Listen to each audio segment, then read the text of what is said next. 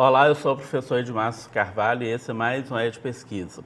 Quando a gente fala em inteligência artificial, é muito comum pensar em algo abstrato. Falamos de algoritmos nas nuvens, robôs virtuais ou telas digitais. Mas a verdade é que toda essa tecnologia tem endereço, ela consome energia, exige mineradores, redes de servidores e uma infraestrutura física gigantesca que cobre todo o planeta. E se a IA tem presença física tão forte, como ela reconfigura as nossas cidades, as nossas relações de trabalho e até mesmo as nossas relações de aprendizagem? Será que estamos perdendo o protagonismo dos nossos próprios territórios cotidianos para os algoritmos? Para responder essas perguntas e entender os impactos territoriais e sociais das novas tecnologias, o nosso convidado de hoje da ED Pesquisa é o professor Dr. Márcio Luiz Moreira de Souza, pesquisador em estágio doutoral no Programa de Pós-Graduação em Gestão Integrada do Território da Univale. Márcio, seja bem-vindo ao ED Pesquisa. Muito obrigado, é um prazer estar aqui, viu? Prazer todo nosso te receber, Márcio. E aí, para a gente começar a nossa conversa, quando a gente pensa em IA, nós tendemos a imaginar, uma tecnologia, abstrata ou uma tecnologia que fica nas nuvens, né? No entanto, nós precisamos, de servidores, energia, minerais, toda uma infraestrutura física para que a IA funcione, né? Diante disso, para quem está nos assistindo, como que a gente pode definir, esse território da inteligência artificial? Bacana se falar isso, que a gente pensa em nuvem, algo abstrato, no céu, acha que, ainda mais com o advento do Wi-Fi, a pessoa acha que fica tudo de forma bem aleatória, né? Mas não, tem a coisa física, né? Tem o computador, que a gente usa em casa, só que tem grandes centrais de computadores lá no Vale do Silício, em São Paulo, a gente tem muito, no Rio, nos grandes centros, né? Isso, como você falou, consome muita energia, é muita energia mesmo. Vamos fazer até um paradoxo aqui. O computador quântico, que é o mais veloz que está se estudando aqui, a gente vai chegar lá, ele consome muita energia para refrigerar. Então, esse consumo de energia não é da computação em si, é para refrigeração. Porque o cálculo, aquela matemática toda por trás, ele só trabalha no frio. O computador quântico, por exemplo, é quase o zero absoluto, né? É mais frio que o centro do universo. Então, ele consome muito mesmo. Quando a gente fala território da IA, eu acredito, que também tem muito a ver com o território da própria humanidade. A questão da música, a gente tem visto aí, estava conversando agora há pouco, a IA está na música, está no vídeo, está em todo lugar. Então, eu acredito que esse território da IA é muito mais do que físico, também é abstrato. Então, a gente pode dialogar sobre isso já. E é isso mesmo, assim, porque se a gente pensa, numa arquitetura, visual da tecnologia, como você mesmo disse, ela tem em vários lugares, né? E aí, assim, pensando na logística da cidade, por exemplo, como que essa tecnologia ela vai remodelar ou reordenar, reorganizar os espaços urbanos e sociais que a gente vive, né? Quais são as mudanças que a gente pode perceber que é fruto da IA? Isso é bacana você falar. Por exemplo, uma cidade caótica como São Paulo. Aqui para a gente já percebe um certo caos no trânsito, né? A questão do semáforo e tal. Então, tem muitos estudos das cidades inteligentes, tá certo? Por exemplo, como que a gente coloca um semáforo que vai fechar e abrir quando de fato for necessário? E não aquele timer burro, entre aspas, que a gente vê por aí. Então, a IA está presente nisso. A visão computacional. As câmeras inteligentes conseguem mapear e perceber se é um homem, se é um carro, um caminhão. É até jocoso a gente lembrar, o Tesla, por exemplo, tem gente publicando aí que ele está vendo espíritos, né? Mas, na verdade, não é. Ele vai passando, ele percebe as lápides e aí ele interpreta como um ser humano. E aí aparece aquele bonequinho ali. Então, as cidades inteligentes, elas têm sido construídas por meio da IA. Tá certo? Parte de irrigação. É muito complicado a gente ficar com servidores para lá e para cá, né? Sendo que hoje a gente tem sensores automatizados que ficam dentro da terra e aí ele percebe que a terra está seca e liga os aspersores automaticamente. Então, isso tem mudado toda uma dinâmica. A gente vai falar até de urbanismo, a gente pode falar de tratamento automatizado de uma lagoa. Eu moro na Lagoa e a gente percebe que é necessário isso. Às vezes o cuidado humano não dá conta Porque, infelizmente, o homem degrada o meio ambiente e se a gente consegue fazer uma cidade inteligente, eu acho que isso anda a passos largos. E aí, se a gente sai, né, então, dessa escala física, né, e a gente vai para essas dinâmicas sociais, né, por outro lado, a gente vai perceber que as IAs, elas também estão ocupando, né, alguns nichos de mercado de trabalho que eram, né, até pouquíssimo tempo atrás, feitos, né, literalmente por humanos, Sim. né? Seja em processo de tomada de decisão, que isso é mais agilizado, ou mesmo, né, na mediação das interações do própria dinâmica do trabalho, né? Como que nós, humanos, estamos, então, talvez sofrendo uma espécie, entre aspas, de migração, ou será que a gente está perdendo, de fato, o nosso protagonismo, né, nesses espaços do dia a dia? Ou seja, o homem ainda manda na IA ou a IA está quase mandando no ser humano? Muito legal essa provocação. Na verdade, se a gente pensar em IA, né, esse conceito, ele vem lá de 1956 e não é novo. Né? E por que eu estou lembrando disso? Porque a gente passou por processo de revolução industrial. Sim. Pessoas perderam empregos para as máquinas no passado e elas se reinventaram, né? Elas tiveram a oportunidade de se reinventar. As donas de casa aí, elas lavavam roupas manualmente. Hoje tem as máquinas de lavar, né?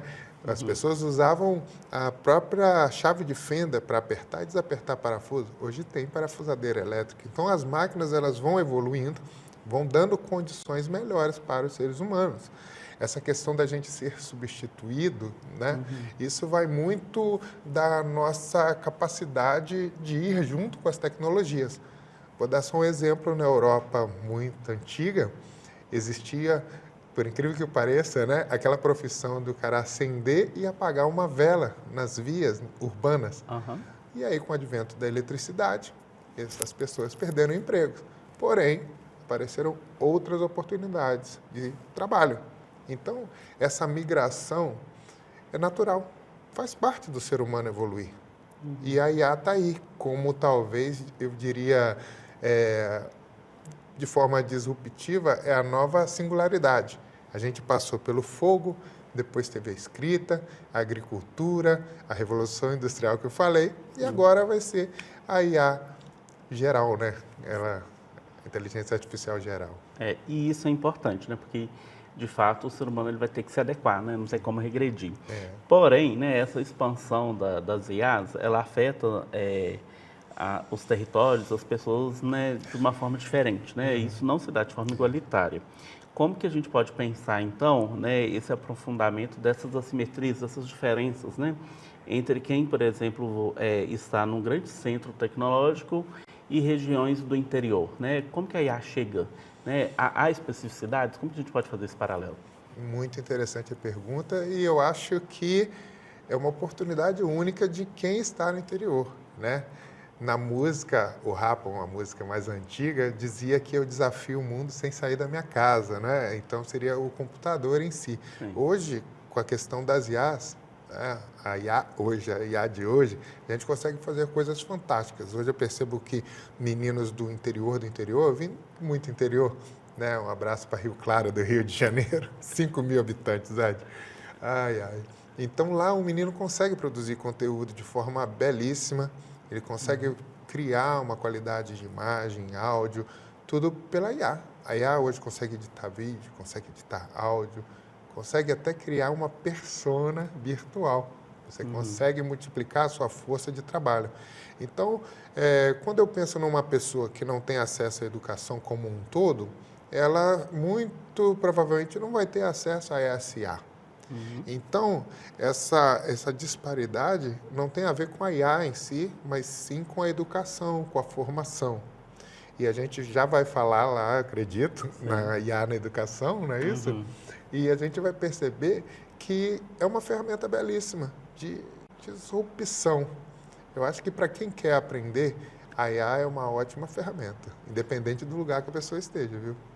Então, a IA, de certa forma, ela vai romper um pouco essa lógica, né, geográfica, física que a gente tem, né, porque independentemente do lugar onde a pessoa esteja, ela, né, a princípio, caso ela tenha condições, né, porque ainda não é todo mundo que tem acesso, né, uma questão econômica, mas ela vai poder, ainda que no interior, ter acesso às mesmas tecnologias, a mesma possibilidade de quem vive em grandes centros, né? E aí você toca na questão da educação como um exemplo, né? A sala de aula, o laboratório, biblioteca, né? No contexto da educação, sempre foram esses territórios físicos de produção do conhecimento, né? Aquelas Sim. imagens de uma pessoa na biblioteca, vários livros nas estantes, enfim. Como que essas ferramentas, né, generativas e a automação, como que elas impactam, então, esse território da aprendizagem e principalmente da pesquisa científica? Como que você tem percebido essa transformação? Ah, muito boa também. Tá afiada na IA, né? Mas é claro, olha só. Hoje já tem gente, aqueles livros muito antigos, né? Já estão sendo digitalizados e as IAs têm aprendido com esses livros muito antigos. É interessante também desmistificar. A gente fala, nossa, ela cria coisas. Ela não cria. Ela já pega o que foi produzido pela humanidade e concatena por meios probabilísticos para te entregar uma resposta plausível. E se ela não tiver essa resposta, ela inevitavelmente vai alucinar, porque ela é programada para te dar a resposta. É tipo aquele primo meio mentirosinho, né, que a gente pega no pé, conta sempre uma história nova. Então, a IA tem esse potencial também. Então, a gente tem que tomar cuidado. Já que você está falando de produção científica, Sim. esse cuidado com a IA é interessante ter e, na verdade, é mandatório ter. A gente precisa sempre checar as fontes, porque ela vai cuspir, claro que cada vez mais com alta probabilidade de acerto, mas a gente sempre tem que vigiar. Então, aquele espaço físico da biblioteca tem um lado negativo, sim, porque, imagina, a gente se encontraria na biblioteca, depois tomaria um chá, um café e tal, bacana. Mas aí você no seu computador, eu no meu computador, você com a sua IA, eu com a minha, a gente já perde esse momento social. E aí sim, se a humanidade não vigiar, vai ser muito deletéria essa relação com as IAs, porque a gente vai perder a conectividade com aquilo que importa, que é o ser humano, o seu semelhante, né? Sim. E aí, para além também dessa dimensão, né, dessa sociabilidade real, física, né, no campo da pesquisa a gente tem aí algumas questões que são problemáticas, né, porque por mais que a IA ela seja programada, né, alguém por trás, Sim. um ser humano, né, organizou aquela IA para poder fazer o que ela faz, né. Nós temos aí então algumas questões que podem impactar a preservação mesmo do pensamento crítico, porque a depender do que foi programado, vão se ter determinados resultados, né? Então, como que a gente pode pensar aí dessa ferramenta trazer originalidade, ao mesmo tempo que ela pode ser programada também por quem o programa, talvez com uma determinada leitura, né, de mundo, de sociedade, de ciência, que não é necessariamente a única, né, ou aquela que quem usa a ferramenta está procurando para poder, né, entender um dado fenômeno. Como equilibrar isso? Ah, perfeito. Quando você fala que alguém programou essas IAs, a gente está falando especificamente de LLM, que são esses modelos, né, grandes modelos de linguagem aí. ChatGPT, Gemini, não vou citar todos, não estão patrocinando, mas existem vários por aí. A programação foi feita de forma probabilística, para que ela te dê a próxima palavra mais provável num contexto. Mas o controle e o teor, o que exatamente vai ser dito, vai depender única e exclusivamente do interlocutor, que é o usuário final. Então, a gente tem respostas, muito provavelmente, daquilo que a gente quer ouvir, né? De forma até equivocada, para não dizer errada, tem gente até usando como terapeutas, né? E isso é de um perigo enorme. Eu estava ouvindo casos de pessoas que fizeram algumas ações, né, muito comprometedoras com a própria vida até por conta de conselhos de IA. Então, a gente tem que tomar esse cuidado. Não dá para seguir, né, piamente ali. Essa questão do viés das IAs, a gente sabe que tem alguns modelos que têm viés da empresa que foi criada. E isso é um problema. Mas já que vamos dar o benefício da dúvida. Ela é armazenada, ela é criada, na verdade, com uma base de dados mundial. O que a gente percebe, às vezes, é um consenso dos pesquisadores que a gente está pesquisando. Assim, quando a gente vai publicar um artigo, a gente faz uma revisão, a IA consegue fazer isso para a gente de maneira muito veloz. mas a gente não pode dar tanta abertura, né? Eu estava assim pensando qual seria uma metáfora para a gente pensar nesse domínio da IA. Eu acho que está, na verdade eu tenho certeza que está em nosso controle. Se a gente depende da forma com que a gente usa. Imagina só um pires com um pouquinho d'água. Se a gente usar aquele canudinho de plástico e encostar, não vai acontecer nada. Aquela água vai ficar ali, o canudinho vai ficar aqui, você sacode, ok. Mas se a gente mudar um pensamento, uma filosofia, e passar a usar canudinho de papel e encostar aquele canudinho na água, o que vai acontecer? Por capilaridade vai subir e vai influenciar no canudinho. O que seria o canudinho? É a nossa forma de absorver conteúdo, né? E a IA é justamente aquela água que vai vir. Então, a gente que tem esse controle. Até quanto que a gente vai permitir que a IA nos controle e nos influencie? Cabe a nós decidir. É uma ferramenta. Falar que a IA é perigosíssima, eu não sei. A tecnologia é sempre neutra, né? Isso é importante, né? Porque assim, se a gente está pensando na relação das IAs com os territórios humanos, né? E se a gente for pensar a questão territorial como essa relação de poder, então o ser humano utiliza da ferramenta, mas ao mesmo tempo estabelece com ela uma relação de poder, né? Porque a depender da forma como ele vai lidar, isso vai ter impactos, né? Com certeza. Principalmente se for alguém muito influente, né? Se for alguém muito influente, ele pode estabelecer a sua influência sendo influenciado por uma inteligência artificial. E aí eu acredito que as pessoas acabam perdendo a sua naturalidade. Não é? Quando ela começa a viver em função de uma inteligência artificial, quem se torna artificial é a própria pessoa. E aí tem muita crise também de identidade. Eu acredito que num futuro próximo, muitos até pesquisadores vão ter alguma síndrome do impostor, né? Vai estar ali, poxa, será que... Até que ponto que eu contribuí? Eu sou um coautor da IA? E sempre vai ter esse problema. Então, a gente tem que lidar com isso, tem que se reinventar a todo momento quanto pesquisador. E aí, para a gente encerrar nossa conversa, você hoje atua como pós-doutorando aqui no mestrado de Gestão Integrada do Território, da Univale. Eu queria que você falasse um pouco como tem sido essa experiência, né, de ser pós-doutorando, principalmente fazendo essas discussões interdisciplinares, né, no programa, pensando em temáticas tão importantes e contemporâneas como as próprias IAs, né? Fantástica, porque eu sempre vim da área da saúde tecnológica, né, das biotecnologias. E essa oportunidade do JIT de vir para as áreas humanas, sociais, isso foi muito interessante, que abriu a minha forma de pensar. Inclusive, eu estava estudando um pouco mais sobre a IA para conversar com o público da área de humanas.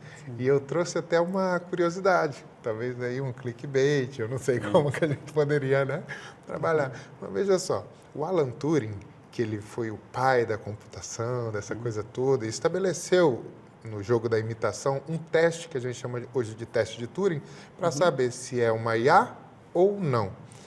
Ele inventou essa lógica binária do 0, 1, sim ou não e tal, mas no seu íntimo ele vivia, né, coisas que não eram binárias. Ele era bastante até fluido, não é? E é interessante, por que eu estou tocando nesse assunto? Porque a gente está evoluindo para a computação quântica, que é justamente a superposição do 0 e 1, que, na verdade, é algo fluido, né? Não é 0 nem 1. Então, isso otimiza. Então, é interessante, até para deixar como reflexão, que a gente tem que estar aberto a novas relações, a novos aprendizados e novas tecnologias, por que não? Então, te respondendo, foi uma escolha certa eu ir para o JIT. Muito bom, né? Porque casou aí a tecnologia com as questões, né, que são humanas, né? E que, portanto, não são artificiais. Exatamente. Não é? Márcio, muito obrigado pela sua presença aqui no Ed Pesquisa. Tá bom, eu que agradeço. Conta sempre comigo, viu? Ok, um prazer. E agradeço também você que nos assiste, né? E te convido a acompanhar todas as outras edições do Ed Pesquisa no YouTube da Univale TV e também na sua televisão. Você pode conectar no canal 3.2 e aí você vai encontrar o canal da Univale TV, a TV que te conecta ao conhecimento.